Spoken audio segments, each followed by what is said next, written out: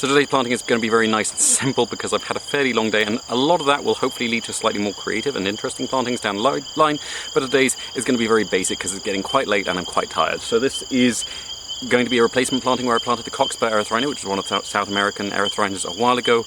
It was absolutely fine with my absence, but when I got back and watered it, suddenly all this lovely little shoots of new growth died. So I don't know if I managed to do it wrong and get more on the leaves than I realized and get it sunburned or what, but it is just empty wood now. So we're going to be replacing this with something that is pretty resilient. So this is a Plumeria ruberina, I think. So this is one of the Frangipanis. This is one that grows very, very easily from cutting. In fact, one that I planted previously in the year, which I said I wasn't sure I was going to add to the list because I thought it might rot, has not, even though it was at probably the worst time of year to plant a cutting of this. So they tend to like to go into relatively dry soil, but just before it rains. So I cut this a few days ago, so it's had time to heal over a bit, and now it's going in.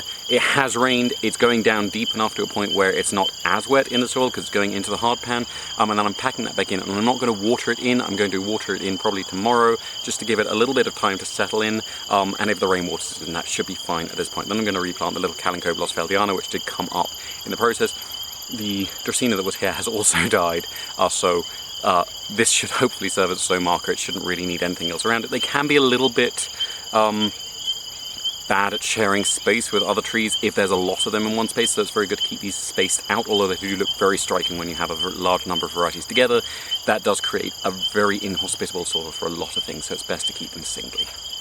And that should be everything for tonight, so thank you very much for watching. I hope you have enjoyed it, and if you haven't enjoyed it, thank you for watching anyway. Please tune in again tomorrow because we'll be planting something different. Hopefully several things that are different. I'm not in need of catching up, but I do have a few things I'd like to get in soon, so we'll see.